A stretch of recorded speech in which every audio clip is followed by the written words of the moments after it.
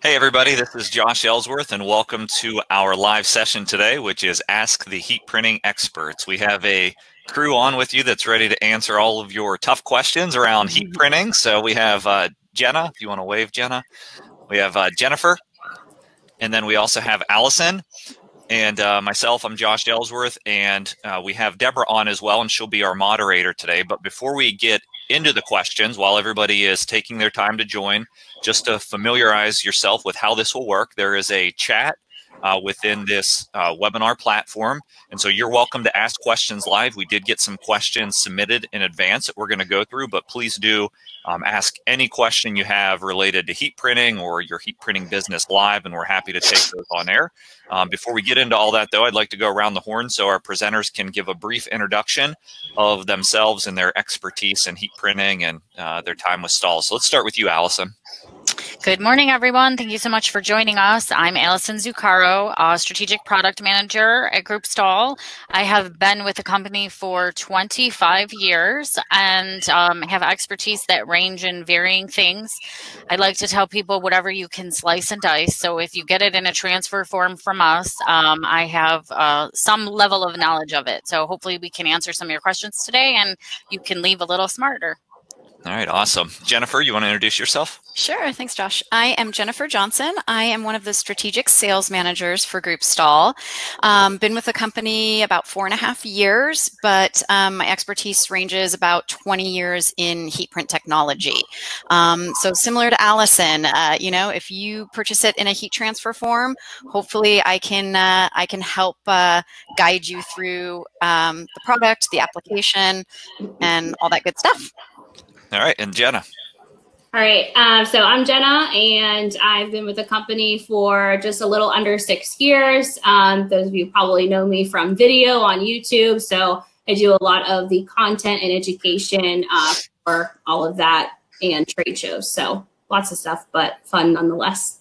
All right, and for those of you that don't know me, I'm Josh and have been with the company all my life pretty much, but that's some 20 some odd years in a full-time capacity for the last 18 years, doing things like sales and education and YouTube videos and just experimenting with product, talking to customers, and really asking lots of questions along the way from our experts at Stahls. So we would encourage you, heat printing is new to a lot of you. And so we're here to go from advanced questions to the very basic questions. If it's on your mind, we want to hear it. And with that, I'm going to turn it over to Deborah for her to introduce herself and then get the show started. Hi, everyone. I'm Deborah. I work in marketing, and I've been with Stahls for about 12 years now. So, and I've been the one who's been on these webinars, if you've been here before, for the past, gosh, probably 6 weeks now. We've been doing these pretty regularly. So I'm the person behind the camera. I'm not one that goes in front of the camera. So welcome, everyone. All right, so let's get our questions started. So thanks everyone for sending in your questions ahead of time. We got quite a few questions to go through, but if you have anything that you want to ask, just please go ahead and type it in the chat for us. So Jen, we're going to start with you. Our first question comes from Terry. He's asking about the best vinyl to use on glasses, wine, beer, coffee mugs that's dishwasher safe and long enough, and how long before it peels off. He's been staying away from doing this because he didn't want to sell a bad product. So any information you can give him on that? Yeah, so a lot of people tend to steer clear of doing this, especially if they're not implementing a process known as epoxy, which is where they're actually adding sign vinyl and stickers and a variety of different media to hard goods, but they're also doing a epoxy to kind of cover that and secure it so it is dishwasher safe. So it's a loaded question, and I have a couple answers. Our go-to answer is using Oracal 651. It's a very durable vinyl. However, you do need to hand wash the product. It can't go in the dishwasher, even if it's top shelf, just because that adhesive will start to peel away a lot faster. So if you're looking for a easy and affordable solution, that sign vinyl is definitely recommended. But if you're looking for something a little bit more durable, implementing the epoxy process on top of that is going to allow it to be in the dishwasher and it not come off at all. And then, of course, we also have a sublimation process, which isn't technically a vinyl, but it adheres to a lot of polyester hard goods such as ceramic, some plastic that is coated with a polyester that you can utilize for that. Josh is holding up an example. Thank you. And that allows it to be in the dishwasher and it lasts the life of those goods. So again, loaded question. There's a lot of answers there, but ultimately your easiest solution would be the Oracal 651. You can implement the epoxy process or do sublimation for a longer lasting and durable solution. Yeah, I think if I can just jump in real quick, hard goods is certainly a big market. I've seen a lot of vinyl applications for hard goods, but correct me if I'm wrong, Jenna, I typically see it not necessarily on ceramics, but more on like plastic-based mugs, or even, I can't think of the name of what my daughter carries now that's so popular with kids, but it's almost like a big cooler type travel mug. And so we see stickers and vinyl applications on those, but we're also on the promo side of the business seeing a lot of growth in a product called Flex Style, putting on mugs. It's more of a premium, and I'd say you'd want to get to like 50 pieces of a promotional travel mug or something like that, but it is top rack, dishwasher safe. So I think in addition to sublimation and vinyl, that's an interesting application for hard goods as well. Thanks, Josh and Jenna. Alison, we're going to jump over to you. Yay! So we have a question on how do you press designs that use different types of HTV, each type with their own temp and time. So the example that this person gives is I made a design with words out of a low temp time HTV, and then a smaller design scattered around that was a different application. So he was applying it to a heat sensitive poly. So what's your recommendation for that? Well, there's a variety of things that we have to take into consideration in that example that was provided. So the first case is if you're heat applying different products that are all Stahls products. On our website, we have a product combination instructions that will tell you when you're combining, let's say, thermofilm and glitter flake, what's the best case scenario, because they have two different temperatures, if you will. And that's always best to reference that. So that's the first thing. And it goes through what can be combined, what we recommend combining, and then the application for combining the two. In the example that was provided, however, they were combining two products from different manufacturers. So there's a couple general rules of thumb that you wanted to keep in mind. One of the products listed was a high temp and one was a low temp. So it's safe to say that low temperature applications shouldn't be heated at high temperatures, because there's a reason why we keep the temperature low. So if you're going to do that application, recommend that you do the high temperature application first. But because we're pressing onto something that's a heat sensitive fabric, a high temp application isn't the best case scenario. So this is where tools like a lower heated platen would definitely help with the high temp application, because that would allow you to create a temperature environment where you're using temperature on the bottom and you can bring the dwell temperature on the top down to prevent the scorching that you may, and then get those temperatures a little closer to each other. But when you're doing something that has very high ranges of different applications, we would recommend that you do the higher one first in order to not over apply the lower temperature. I like to jump in a lot, so sorry in advance. Go ahead. I will count on it. No, it's great. I think the recommendation is right. But what I notice about this question too, that I want to make sure that the person that asked it doesn't miss, is they're pressing 285 for 10 seconds for their low temp HTV.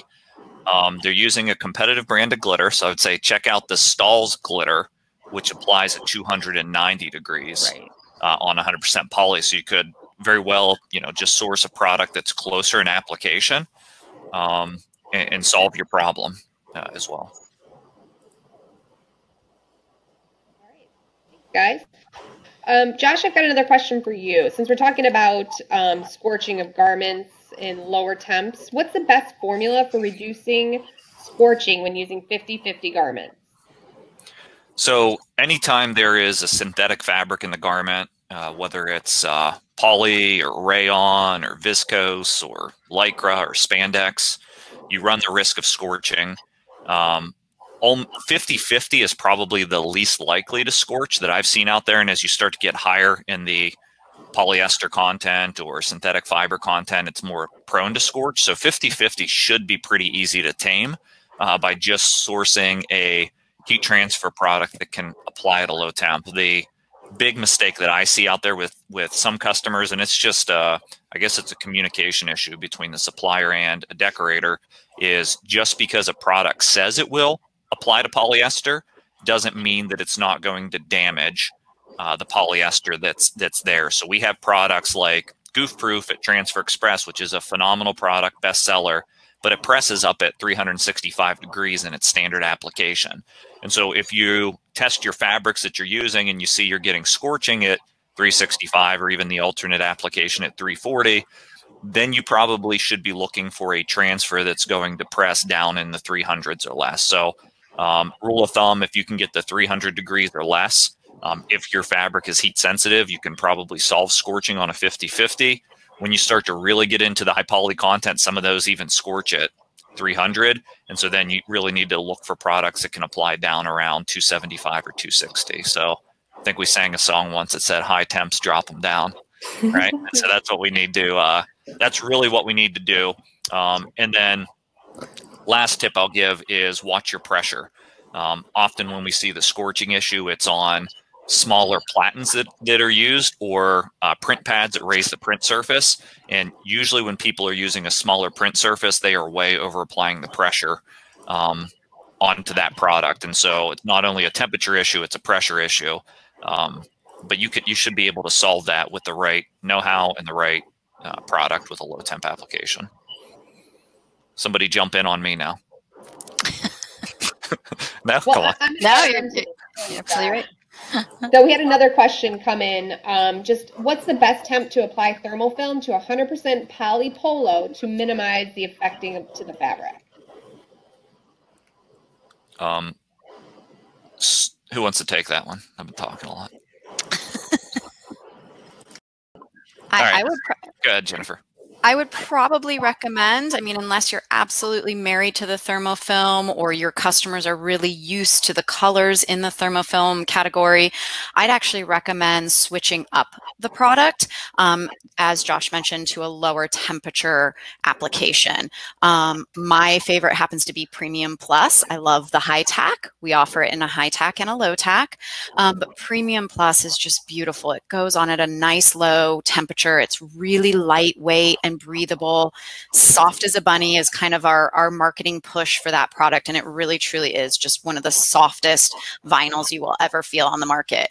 So for your 100% poly polos, that's kind of my go-to product. So if you're willing to try another product, wide range of colors are offered in that product. It's a great choice, especially for minimizing scorch marks and things like that, because it'll apply as low as I've applied it at 270 and it works beautifully. All right, great. Thanks, Jennifer. So Jennifer, let's stick with you. Can you tell me what is the difference? What are screen printed transfers and how are they different than regular screen printing? That's a great question. So basically the biggest difference is direct screen printing. You're pushing ink through a screen directly onto your fabric.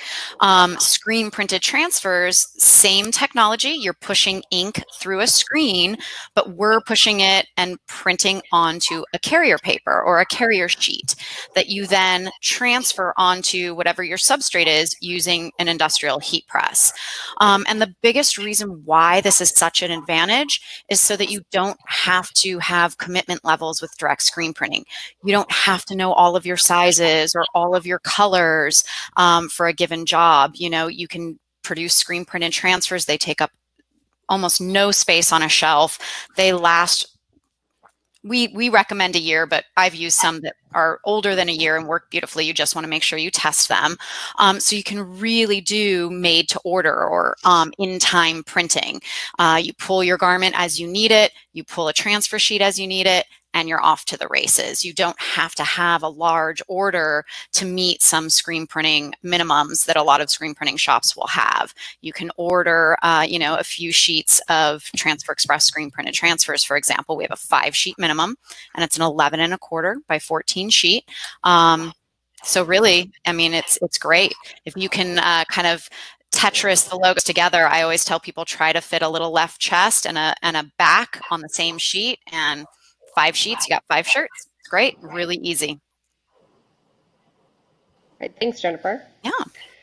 Alison, let's jump over to you real quick. So another question, can you address when and what we can layer versus when to subtract and how to avoid the gap between the HTV when it's done?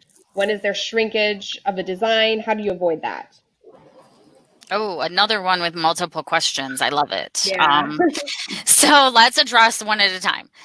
So first of all, when to know when you can and cannot layer. And that refers back to that same conversation that we had on the last question I was asked on the combination chart. So on our Stahls website, we have a combination chart that tells you what vinyls, heat transfer vinyls can be layered with one another. And that has to do with the adhesion, what will stick to one or the other. And there are some products that we don't recommend layering for a variety of reasons. It could be texture, it could be dwell time, it could be heat, it could be a variety of different things. But through our testing, we found that you know, it doesn't meet the compatibility that we like to tote for our products. So we don't recommend that you layer them. In those cases, that's when you want to use a registration technique where you, I call it butt-to-butt register. You know, there's all different kinds of terminology out there that mean the same thing, but where you marry up the two different designs. So if you had a foreground A and a background A, for instance, you'd cut the outside or the inside of the background out so that the front just fits inside of it, kind of like a puzzle piece. And that's, you're going to need to do that for those products that are not compatible to be layered on top of each other. As far as everything else, when to layer versus not layer, it really is going to depend on product and you know, what look or weight you want. So products like Fashion Film, the new Ultra Weed, Premium Plus, those are all lightweight products that stretch really well. And so if they can be layered and you do layer them, and especially when you're talking about when you have a design that's full-blown image or a text that has just some fine detail of other things, layering on top of each other isn't going to add a lot to the hand of the garment. When you get into products like thermofilm, for instance, and you're doing a standard foreground background where a full chest design, you can get some weight there when you add layer on top of layer. And so that's when you would want to employ kind of the knockout where you pull the background out and you fit it inside of each other. So that kind of addresses those two. As far as gaps, when you are doing kind of a knockout or a butt-to-butt registration, there's one simple technique that I implore you to use. I mean, there's a lot of different ones, but when you get shrinkage, and it affects your alignment, is when you do the first color. So we recommend when you do the first color that you tack it. So typically you're not doing a full application. So you're not doing, if it's 10 seconds, you're not going to do 330, 10 seconds for the film. You're going to do 330, 2 to 3, just to tack it and get it to release from the carrier. So you're going to minimize the heat that's applied to the garment, minimizing the shrinkage, so that offset won't affect that. And then your foreground should fit inside there really nicely and butt to butt and eliminate some of that gapping. Another technique that we recommend sometimes works when you do have shrinkage of a background foreground. Sometimes you just need to cut the carrier apart. So like for our pre-space product, for instance, with thermofilm 2-color, you'll get, you'll put the background down for the full time, and then when you go to lay the foreground down, you'll see there's a little off there. If you just cut that carrier maybe in the middle of the word, so you have two pieces that you can manipulate separate from one another, you can get usually a better registration that way. Maybe, you know, if it's really intricate, you might have to go with a little bit more, but those are some simple things that you can do if you run into that issue. But the key is to not run into it. So minimize the shrinkage by, you know, not doing the full dwell time on the first application. Deborah, do we have the material compatibility PDF that we can that we can copy and paste in the chat for the attendees? Yep. No, I can definitely post that here in a couple minutes. And I just want to address Barbara's question. She says, wow, only a year on the transfer shelf life. I always equate it to paint in a can, right? You paint your house, you have a little extra paint in a can. If you seal that can up nice, that paint is going to last a really, really long time. If you don't seal it, right, the paint cracks, it gets a really hard top, and then you have to mix it. You kind of think along the same lines as an ink transfer. Over time, ink, if it's exposed to the elements, whether it's heat or cold, humidity, it really can break down the compounds of the ink and the adhesive. So making sure that your transfers that you haven't used are stored in a climate controlled, not too hot, not too cold room, then that shelf life can actually extend beyond a year. We stand behind a year, and I always tell people, if you've got transfers up on your shelf that are 3 years old, take a sheet from the top, the middle, and the bottom and test them. If they release perfectly fine, you know that your transfers are probably good. If they kind of want to stick and not release, or they feel really brittle and dry, you know that they've probably their shelf life is no longer. So I tell people, get yourself some really cheap Ziploc bags, Amazon, Uline, Walmart, and just store your transfers in those. Make sure all the air's out of them, and seal them up, and they'll last a lot longer for you. Thanks, Jennifer. Jenna, let's go back to you real quick. So did you have anything else to add to the knockout conversation we were having with Allison? Because I know that was something else that I had on my list of things to ask you. Like, why would you use multiple colors and not use the knockout?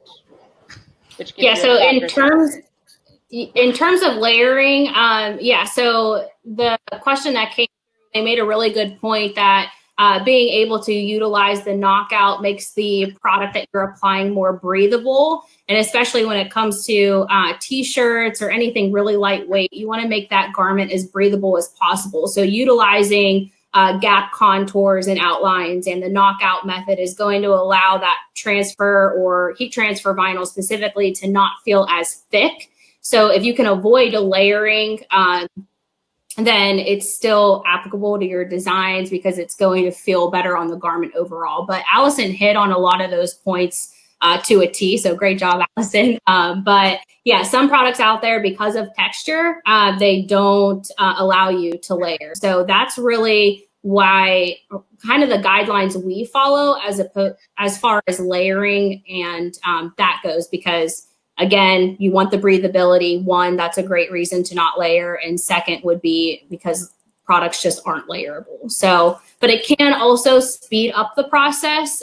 For example, if you have just a basic background design and you need to layer on top of that, it can save you time in the heat printing process to just be able to layer it as opposed to knocking it out, because you run into issues where heat transfer vinyl can shrink if it's exposed to heat for a long period of time. And that's why we've introduced the tack method to kind of help out with that. But if it's still tacking for 5 seconds, you would need a solution that maybe tacks for 2 seconds, such as ultra. And that can help with any alignment issues or doing a knockout as opposed to layering. Thanks, Jenna. Hey, Josh, I'm going to jump over to you. This might be a quick one. Actually, it could be you, Jenna.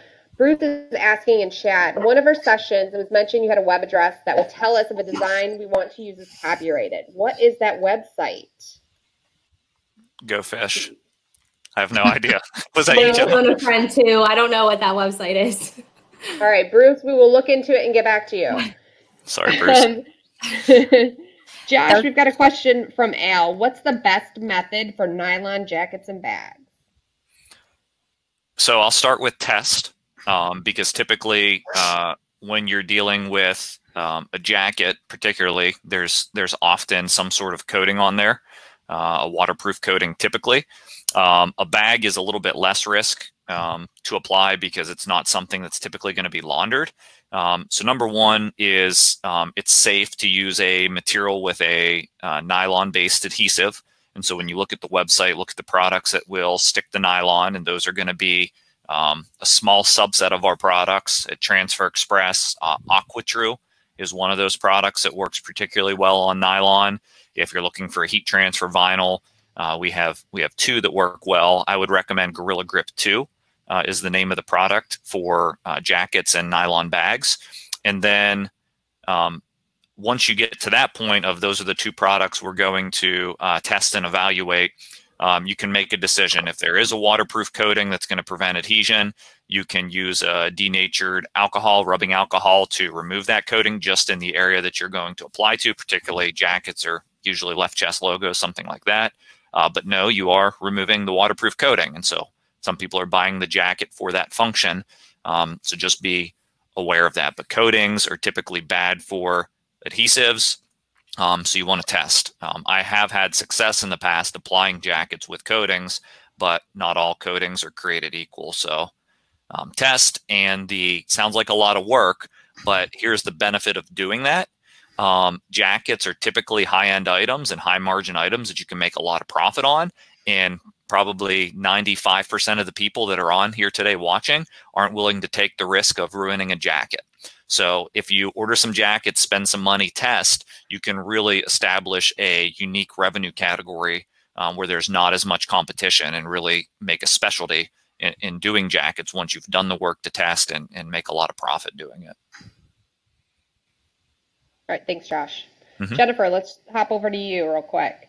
This is from Jim, and his question is about, could I heat press goof-proof transfers onto caps with the 360 IQ? Or could I heat press any transfers onto caps with the 360 IQ? Okay, that's a great question. So due to the formulation, the unique formulation of the goof proof, it's hot peel, 4 to 5 seconds. It's not recommended for top and bottom heat. That's kind of one of the few products that we don't recommend for top and bottom heat. So answer, no.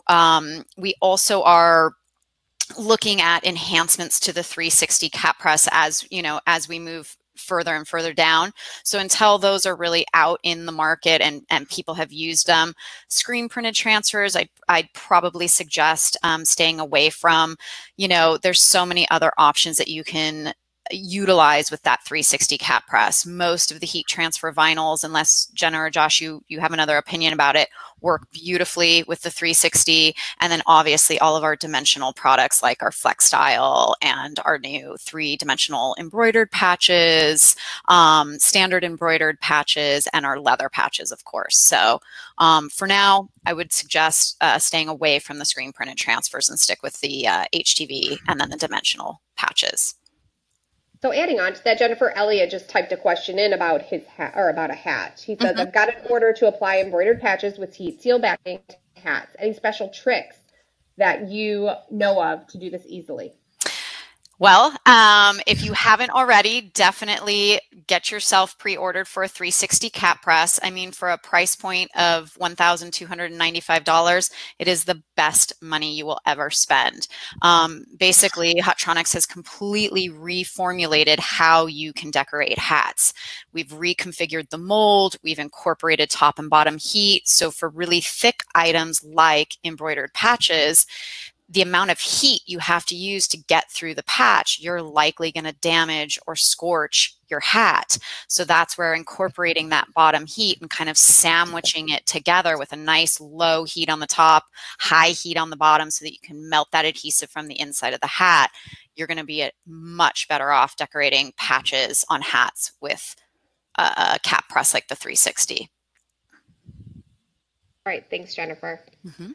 All right, Alison, we're going to head up to you now. So, okay. This is from Lisa. We're spending way too much time lining stuff up. Try to eyeball it, but feel they're always crooked. Any way to line up stuff on a work table and then print, or any other suggestions? Well, I mean, there's a lot of different alignment techniques that you can utilize. When she says they're lining stuff up on press, I'm wondering, and I'm probably sure she probably didn't elaborate, but is she like doing individual letters and numbers, or is it like pre-spaced?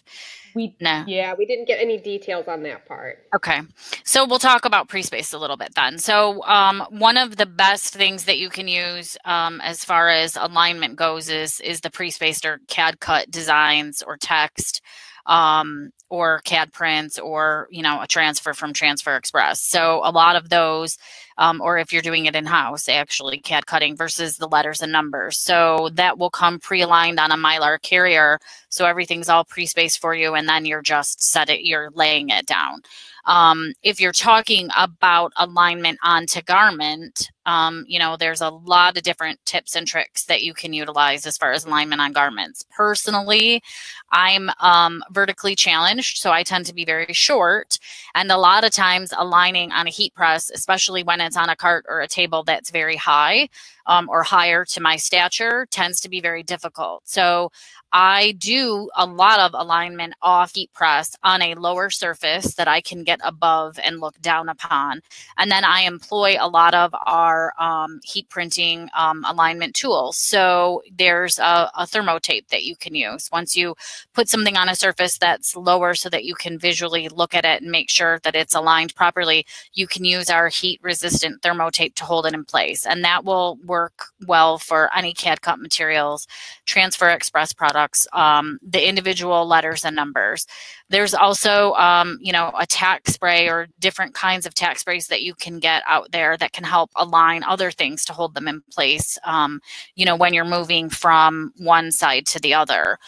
One of the other, advantages or techniques and tools that you can use is a laser alignment. So we have presses that come with laser alignment, and then we have laser alignment that you can purchase separate. We recommend when you do that, that you bolt it or kind of stabilize it to the surface area. And that will give you some nice vertical and horizontal lines to follow along when you're placing transfers. And it really helps a lot when you're running production. So when you're doing, 100 of the same thing over and over and over again, you can get that alignment set up. And then when you're going to press with the next one, as long as you put everything here, here, and here, you'll get it. And I liken that to kind of like the some of the laser hooping mechanisms that are available with embroidery. It's kind of a similar technology. But I like I said, I definitely try really hard personally not to align on press because I always find it difficult. It doesn't seem like the press can be low enough for me. So I do off the side. And then I know on our website we have some heat printing tools. I'm pretty sure, Deborah, don't we have a guide on alignment, like placement, where things go, a recommended guide that gives you some sort of recommendation. And that will help to get to know, like, where do you put a left chest, how far off the center, how far from the shoulder. Left chest seem to be, a little more complicated, or even names and numbers on the back, how low and how that way do you go. Different transfer techniques, transfer types have different things too, like Transfer Express, for instance. Their goof-proof transfers and their screen printed transfers are all back printed with grid lines that are horizontal and vertical. Those grid lines are there to help you with alignment. So you can visually see, is it straight? Is it aligned? And they try really hard to get those centered, especially when, they're cutting them for you. When you're trimming your own transfers on Transfer Express, it's important to pay attention to those lines so that you can, so there's all different kinds of ways or techniques out there. And I probably say that Jenna has a technique that works for her and Josh has something that works for him. And Jennifer, I think we all probably have a opinion as to, some of those ways. So if anyone wants to add to it. I'll add one comment to it. I think the question is really important for any business. One of the things you should look at is downtime. And when you look at the heat printing process, downtime comes in two forms. It's placement when you're at the heat press. And so being able to shorten that placement is critical to being able to make more shirts per hour, per minute, et cetera, to generate more profit. And then what are you doing while your heat press is locked down? Especially on longer applications. So those are two key areas for downtime. And so I think the thought process is really good, Lisa, on how can I do staging a little bit better so when the shirt gets to the heat press, that me as an operator, or if I'm employing people to do heat press work, that they can literally have that heat press down and working as much as possible and not downtime for placement. And so I linked to a video that I did a while ago. It's called Heat Printing Hacks. Don't watch it right now. Watch it when we're done with this. But it will show you some concepts on how you can use the laser alignment tool to be able to place off the machine, especially on polyester jobs where preheat's not as critical. When you get into cotton, there tends to be moisture in the garment, so you really can't place off machine because you need to preheat the garment. And it will also show you, if you don't want to invest in high-end equipment, how to make little cardboard templates for placement. That is just a really cheap, practical way to be able to improve your placement accuracy. Great, thanks, Josh. Anybody else have any other tips for the alignment? And I did post the design, size, and placement ebook link in the chat if anybody needs that. Thank you. Yeah. All right. This is for all of you, whoever can answer this one, but Terry's asking about flex style. So he currently embroiders badges, but this might be a nice option. And I believe he was talking about police badges. So can you tell everybody a little bit about the product and the durability? That would be me. So the Flex Style product is it's our 3-dimension transfer. So the possibilities are absolutely 100% endless with it. We have metallics, we have matte finishes that you can get. We have texture and dimension, and I see Josh is going and grabbing his product guide. I don't have mine down where I'm at right at the moment, but that's a good thought. But it gives you that elevation. It's a high-end product. So you have peaks and valleys. You can have texture. You can have smooth areas. You can have raised areas. It really definitely elevates it. And we have seen a lot of customers utilizing, especially in badges, police badges, the Flex Style, because it definitely, when it's completed, it definitely almost gives that same look of a police badge on a perfect example Josh is showing there. You can see kind of the elevation. That design has some metallic in the center, and you know, you can definitely see some of the smooth areas. But back to the badges specifically, we have a lot of customers that are doing police badges. We've done some other even the airline pilots, the wings look really cool in the Flex Style because it has that texture that a wings, almost like the pins that they wear. It definitely looks like that. It's a full color process print, so you can get gradients and shadings in it. You can get color. The metallic gold and metallic silver are very much indicative of a shiny chrome finish when they're smooth specifically. So it definitely gives that look. As far as durability goes, Flex Style is, you know, wash test to 50 plus washes, like all of our other products. We do recommend when they launder, we're not recommending the Flex Style for commercial laundering because of its sensitivity nature. And we do recommend the best washability is going to be cold and, you know, cool dryer or hang dry is always best because it is a little bit more sensitive to heat, if you will, as far as washability goes. But if you handle it with care, they last very well and they look amazing. Definitely a way to elevate a brand or an offering if you're not offering it already. It definitely brings that up to the next level. All right, thanks, Allison. Jenna, you have a visitor there, I see. Yeah, he just likes to pop in whenever.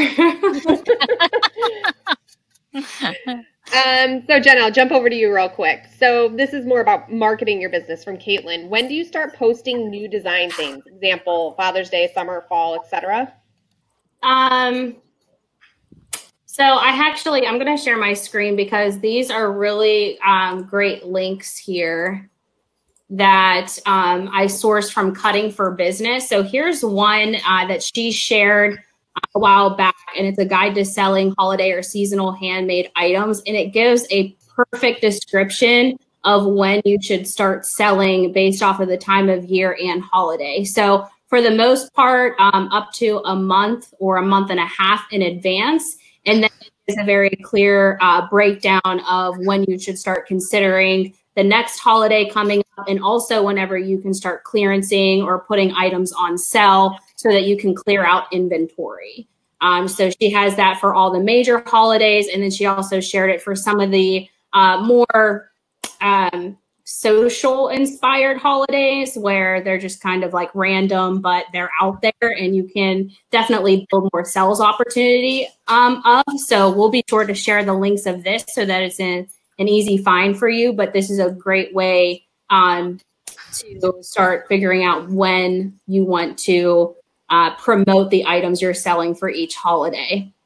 And that's actually the guideline I use whenever I'm considering what projects I'm teaching people how to make and what time of year they should start selling those. So really great resource there.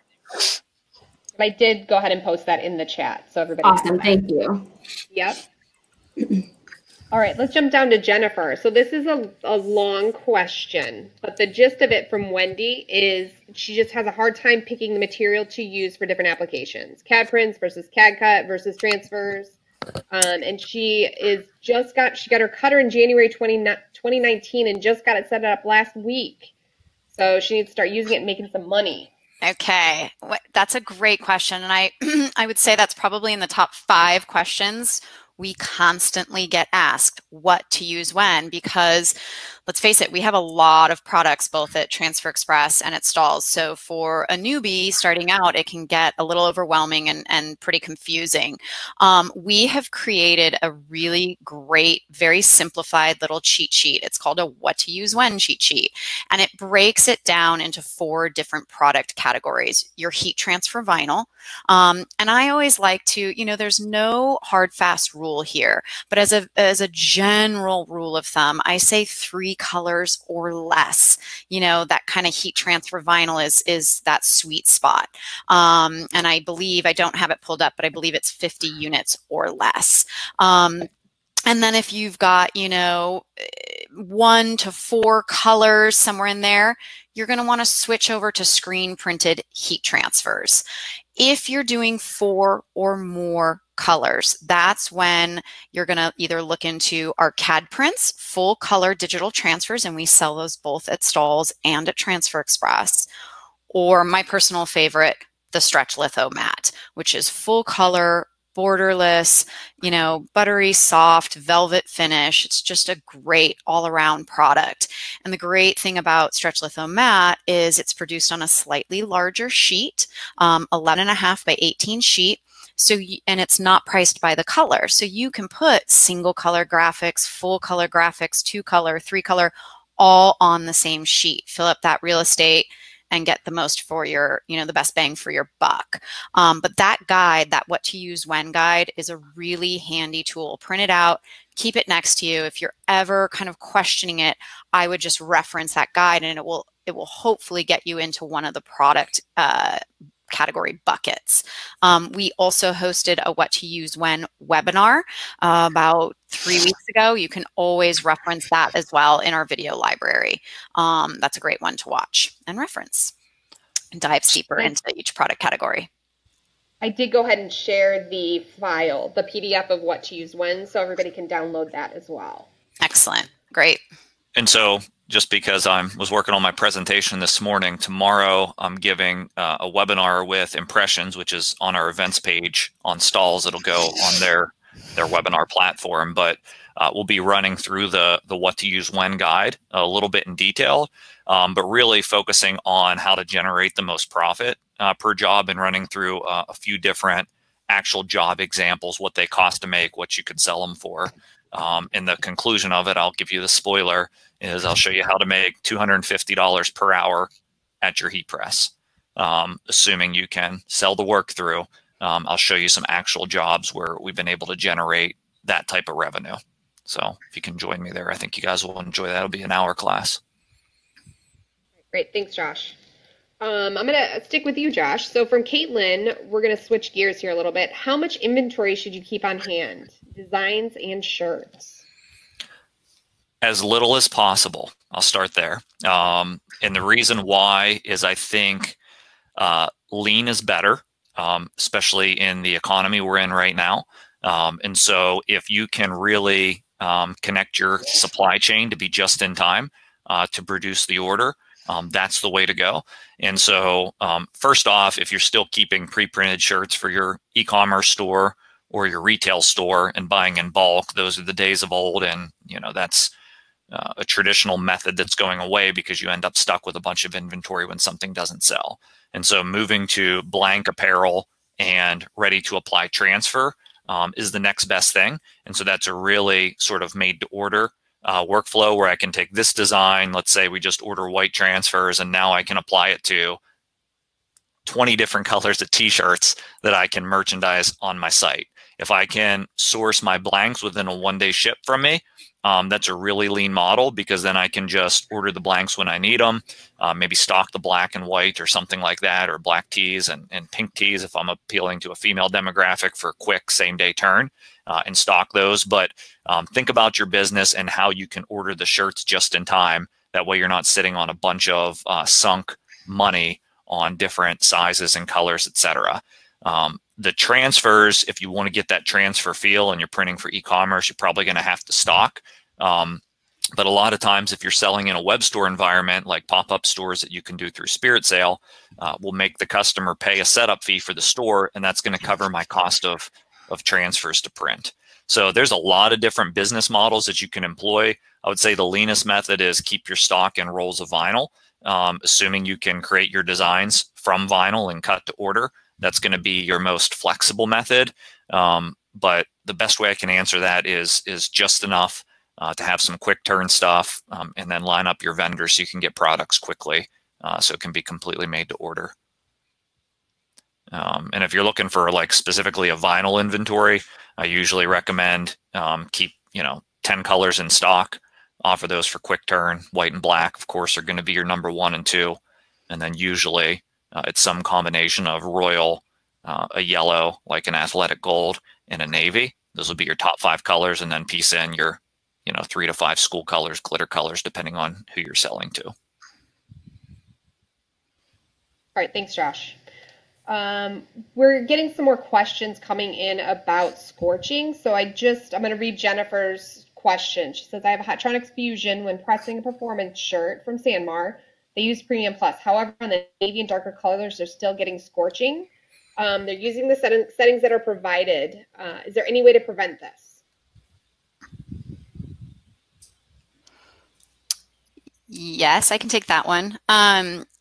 So didn't seem like you wanted it, Jennifer. Is it I was giving everybody else the option to jump in, but I'm happy to take it. Yeah, there, as Josh had mentioned earlier on in the webinar, there are just some fabrics out there that I can look at and I'm like, oh, that's a scorcher. They're just extremely sensitive to any amount of heat and or pressure combination. So, I would start with slowly backing off on the pressure. There's a threshold there where you don't want too light of pressure that you're not going to have longevity and durability and washability of the product. But I think, we always want to play it a little safe in our pressure recommendations. So I would start off by inching the pressure off slightly. So if you're at a 7 on your Fusion IQ, I would start, maybe start at a 5. If you're still getting those box marks, I probably wouldn't go much lighter than a 4. And if you're still getting, kind of that scorching box mark, platen mark, a lot of terms there for kind of the same thing, I would seriously look at our power platens. Now, we don't recommend our power platens. And by power platen, I mean incorporating bottom heat into the technology so that you can lower that top heat to about 250. I've even played with it as low as 240, and you can incorporate bottom heat. Josh, close your ears. We don't recommend power platens with the Fusion IQ. It's a safety concern, but I do have customers that use power platens with the Fusion IQ. You just have to use the swing feature only. You cannot use the drawer feature. Again, it's a safety hazard. So really with those heat sensitive fabrics, oftentimes incorporating bottom heat is really the only solution to eliminating those box marks, scorch marks, platen marks. Let me jump in as well. Try Ultraweed at 260. Don't buy it yet. If you have a garment, load it and run a dummy application at 260 degrees for 12 seconds. See if it scorches at that. And then you'll really know, is this a shirt that can't be conquered, or is there a product on the market that can fix it for me? And because you do have the fusion, you're going to be a little bit limited on the lower heat, because I didn't hear whatever Jennifer was talking about. So you're going to want to run your application and see what that shirt can take. And this really pivots into a question that Jackie had asked earlier about the Bella 3001 t-shirt, which is like 48% polyester, if memory serves me right, or really close to 50, and it's ring spun cotton, so it's heat sensitive. Goof proof on that shirt or on 100% poly shirt is going to be a no-no if you're decorating a black shirt. And so what we'll see a lot of people is they will take control of the scorching issue up front with how they think about their business and sell it. White shirts typically don't scorch. Yes, they can yellow if you're pressing them up at like 390 for sublimation, but typically you're not going to have an issue with goof proof or any transfer on a white shirt. And so a lot of people would sell that into white, or rather than merchandising a black, if a customer wants a neutral, they would merchandise a heather gray, which tends to hide the scorching or scorch a little bit less. And so think about that when you're setting up to sell. How can I go towards lighter colors of shirts, darker colors of designs? It's going to reduce your risk. And then make sure you run dummy applications to see what temperature the shirt can handle. So Jackie, if I were wanting to decorate the Bella 3001 t-shirt, I would order those shirts in first before I order any transfer, and I would run a mock application at the transfer settings and see what happens to the shirt, and then I would be well informed on what I can source. Stretch litho matte would be a great solution for that Bella shirt. Yes, it's a digital screen printed transfer and intended for 3 or more colors, but in a case where I have a heat sensitive product, that 275 degrees in transfer might be my only solution. In this case, we're talking a 2-color design that she references. And if she wants to put both, both colorways on the same sheet, stretch litho matte is a perfect solution for her, because she can put, black and red and white, and throw a white on there as well, because it's not priced by the color. So she actually might be more cost effective to run it in stretch litho matte, doing it that way, if she wanted to. And I did just see one of our that shirt style I know is really popular, and somebody just posted a photo in our Heat Press for Profit Facebook group of decorating that Bella shirt with our new Ultra Weed product. It was one of our first reviews. They used like a metallic black on a black Bella shirt. I mean, if you are really using your eye, you can see a very, very slight scorch even at the 260 at that application, but she was really happy with it. All the customer comments have been positive, so it seems like it's going to be a sellable product for her customer with a very, very light marking. And to add to the scorching, I'm a firm believer there is a difference between bruising and scorching. Bruising, you typically can steam it out. You can do a larger press, not actually engage the press, but maybe just kiss the press, the top to the bottom, just touch it, and you can kind of get those marks out. That is what I consider bruising. Scorching, obviously, once you've scorched the garment, you can't wash it out. There's nothing to do. But those light marks like that, typically, oftentimes, 9 times out of 10, you can just steam around the transfer and steam those marks away. So. All right. Thanks, everyone. A couple more questions that have come in. Give me 1 second. Lisa's asking about the shelf life of fashion film or any other HTV. I mean, we're going to be really conservative on shelf life when we're giving you recommendations. The reality is we'll say a year or 2 years if stored properly.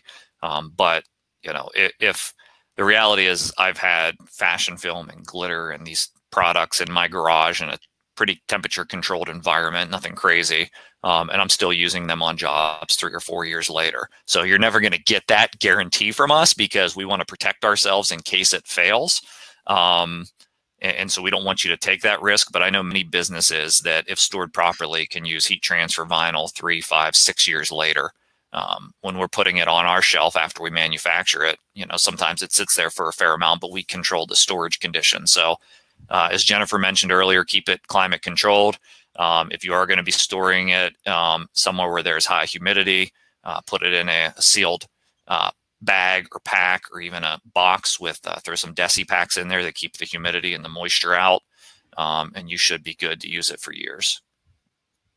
All right, thanks, Josh. We've got a couple more we'll get through. We've only got a couple minutes left. So Bruce is asking if we're going to make the video accessible later. Yes, absolutely. Everybody should get an email a couple hours after this webinar with links to the replay.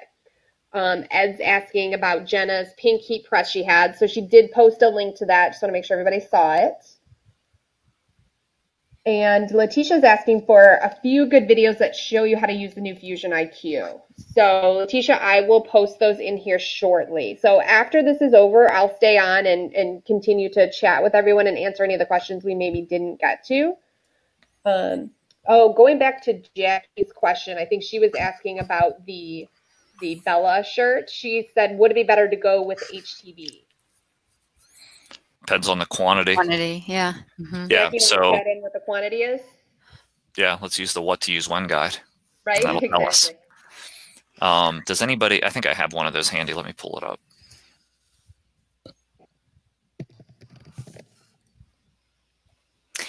Sarah asked while you're doing that, what was that Facebook group? Is that something, Deborah, you can post in the chat? Yeah, I'm getting that link right now. Great. All right, let's see. Current slide. All right, I'm going to share my screen. I think Jackie's probably going to post in the quantity. If not, I'll just share this. All right, so I don't know. I think we've updated this since with the version it was posted, but this is the one I had quickly accessible. We can see 2 colors, right? And so we know that. And then the reason we ask quantity is we would follow this 2-color line up on the top of the screen, the number of colors in the design that Jackie had stated, which was red and black. And then we would follow it down. Once we start to hit about 35 pieces, this job is going to make better sense in a screen printed transfer. So if you have 35 pieces of the same color combo, that would be about the breaking point to move into a screen printed transfer.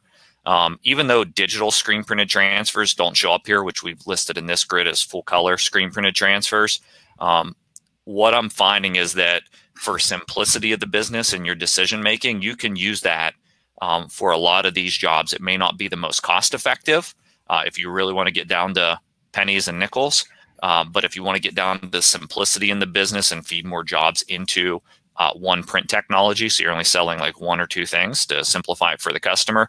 Usually with a business built on heat transfer vinyl and these digital screen printed transfers, you can be pretty efficient. So I don't think we have a comment on quantity, but at least you'll understand your breaking point, Jackie. And of course, heat transfer vinyl is going to be a lot more labor for us if you're cutting it yourself.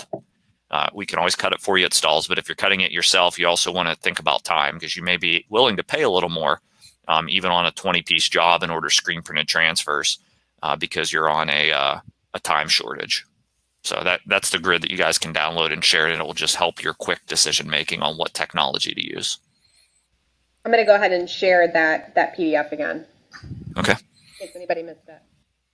And I can't remember, but I think Jackie, was she the one that was also using that Bella?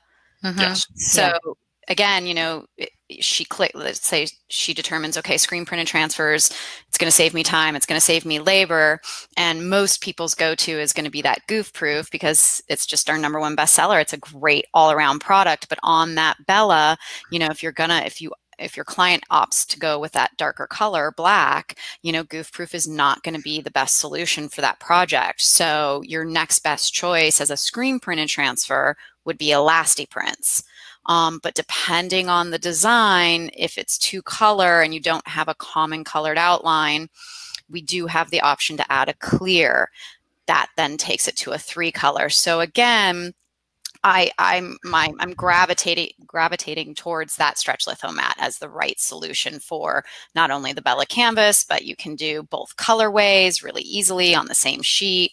You know, as Josh mentioned, you might pay a little bit more, but you're going to get a great all-around product that's going to look beautiful on that Bella shirt. Yeah, if I were building a business, I would be confused as well by all the choices. So I think that I would try to do everything possible with standard heat transfer vinyl and stretch litho mat, because then I'm going to be showing 2 finishes and making it really simple. Once you hit 20 pieces, I know I can move to the stretch litho mat. If it's 19 pieces or less, or personalization, I'm going to go with heat transfer vinyl. I'm going to have some limitations on how many colors you can do. All right, thanks. We've had a couple more questions come in, but we're right at 12 o'clock exactly. So I will stay on and answer those in the chat. Just want to thank all of our experts today for joining us. Josh, you want to wrap it up for me? Yeah, you want a song and a dance, or no? Those are only a trade shows. We're not allowed to go there yet. No, I do. I want to thank everybody for joining. The live questions help. I know you can watch this after the fact, but everybody that took the time to submit questions in advance so we could prepare and have something to talk about while you all joined and asked your questions live. One thing is for sure, we're always around to answer questions. So all of us are active on webinars every week or in our Heat Press for Profit Facebook group. And we have a great community of decorators that have been doing this and making money and living it every minute of every day. And they do a lot of the question answering. So we create successful customers with products, with good support. And then we try to connect those customers to newbies to help. And that's what our Heat Press for Profit community is all about. So I'd recommend you join there. Ed just wants a dance. I don't think I'm feeling it. It's still Monday, Ed. Maybe Friday. We'll see what I can do Friday. But thanks for joining. In all seriousness, everybody and experts, we appreciate you coming on and sharing your knowledge, as you always do. So with that in mind, have a great day. Deborah will stick around and answer any questions and make it a successful week. Take care.